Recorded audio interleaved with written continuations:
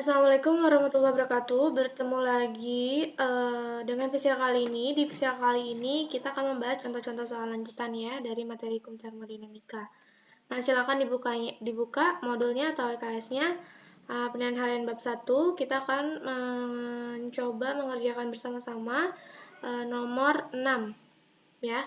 Nah, di nomor 6 itu ada soal sebuah mesin menyerap panas sebesar 2000 Joule. Berarti diketahui ya, Q1-nya itu sebesar 2000 Joule.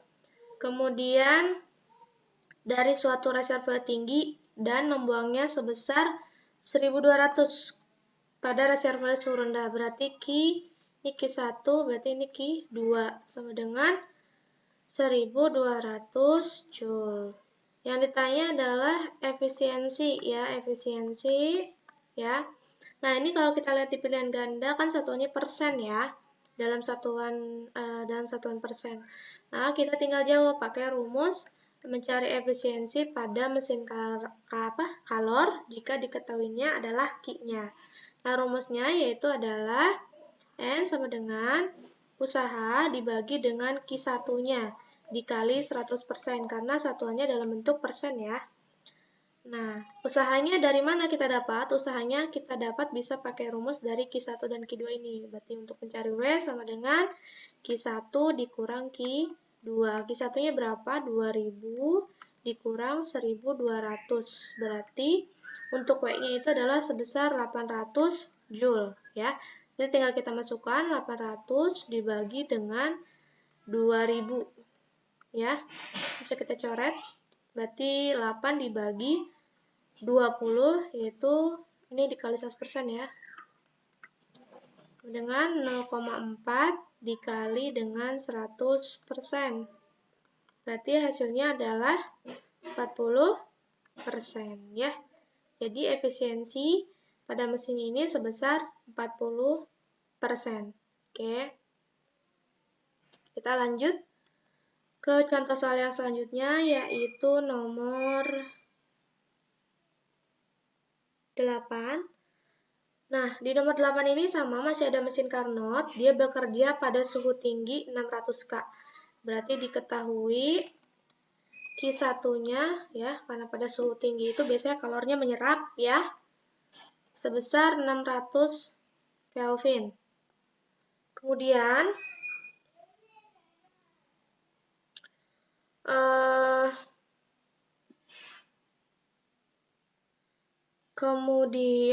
yang diketahui lagi itu adalah untuk menghasilkan kerja mekanik. Jika mesin menyerap kalor, yang mesin Carnot bekerja pada suhu tinggi 600 Kelvin, berarti ini bukan T1 ya, bukan Q1 tapi T1. Kemudian untuk menghasilkan kerja mekanik, jika mesin menyerap kalor sebesar 600 Joule, berarti ini Q1-nya 600 Joule. Dengan suhu rendah, berarti T2-nya itu adalah 400 Kelvin, maka usaha yang dihasilkan, ditanyanya adalah W-nya ya, usaha yang dihasilkan. Nah, berarti untuk mencari usahanya, kita bisa pakai rumus yang ada ya, bisa W sama dengan Q1 dikurang Q2, atau bisa juga menggunakan rumus efisiensi ya. Jadi W per Q1 menggunakan rumus efisiensi. Nah, ya karena di sini yang diketahuinya itu adalah T ya. Maka untuk mencari W-nya kita pakai rumus efisiensi yang ada suhunya ya. Jadi kita cari efisiensinya dulu supaya masuk ke rumus ini. Ya, nanti kan tinggal kalau efisiensinya udah diketahui, Q1-nya udah diketahui, berarti kan tinggal cari usahanya. Berarti kita cari efisiensi dari T-nya ya. Sama dengan 1 dikurang T2 per T1. Ini kan. Nah, kemudian untuk efisiensinya itu adalah 1 min T2-nya adalah 400 ya per 600. Ya kan? T1-nya 600. Nah, kemudian kita perkecil lagi, 1 min kita bagi ya, perkecil. Jadi 2 per 3. Berarti efisiensinya itu sebesar 1/3. Ya, sebesar 1/3. Nah, kalau efisiensinya udah ketemu di sini, sekarang kita tinggal masukin aja ke rumus yang ini. Rumus yang ini berarti efisiensinya kan 1/3 sama dengan W per Q1-nya berapa? Q1-nya adalah 600. Tinggal kali silang deh, ya. Berarti W sama dengan 600 dikali 1/3. Berarti W-nya adalah 200 Joule, ya. Oke, jadi besar usahanya itu adalah sebesar 200 Joule. Oke, sekarang kita lanjut ke contoh soal yang selanjutnya, yaitu nomor 9. Di nomor 9 ada tabung berisi gas ideal dimanfaatkan secara isotermal, maka berlaku kalau misalnya pada isotermal kita udah tahu berarti suhunya itu tetap, ya. Kalau suhunya tetap, perubahan suhunya tetap. Jadi itu suhunya tetap, jadi tidak ada perubahan suhu, maka delta T-nya itu sama dengan 0. Maka isinya adalah yang B. W lebih dari 0 dan delta T-nya sama dengan 0. Oke, kita lanjut ke nomor yang selanjutnya. Nomor 17, ya. Di nomor 17 itu ada soal terdapat 8 mol gas ideal, ya. Dipanaskan pada tekanan tetap. Dipanaskan pada tekanan tetap sebesar 2 kali 10 pangkat 5 Newton per meter persegi. Oke. Kemudian volumenya berubah dari 0,08 meter kubik menjadi 0,1 meter kubik. Jika gas mengalami perubahan energi dalam, gas sebesar 1500 Joule, besarnya kalor yang diterima gas tersebut adalah, berarti yang tanya Q-nya ya. Kita tulis dulu yang diketahui untuk nomor 17. Diketahui terdapat 8 mol, berarti N-nya sama dengan 8. Kemudian ada P-nya 2 kali 10 pangkat 5 Newton per meter persegi. Terus volume satunya itu adalah 0,08 meter kubik. Volume 2-nya itu adalah 0,1 meter kubik. Dan delta U-nya ya. Delta U-nya, Delta U-nya sebesar 1500 Joule. Oke, ditanya adalah Q-nya. Kita jawab. Nah, kita untuk menjawab Q-nya menggunakan rumus Q pada tekanan tetap atau pada isobarik ya. Berarti untuk Q sama dengan delta U plus W. Ya, sama dengan delta U plus P dikali V2 dikurang V1. Ya kan?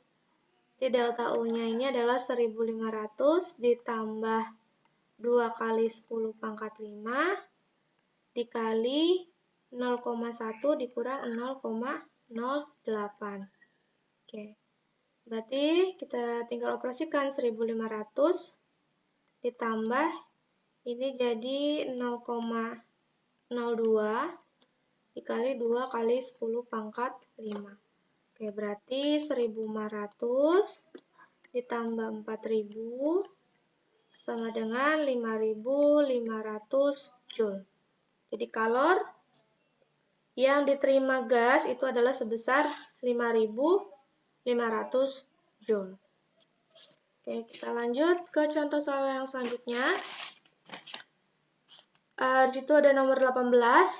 Nah, di nomor 18 itu ada 2 mol gas mula-mula menepati ruang V dan tekanan P. Berarti diketahui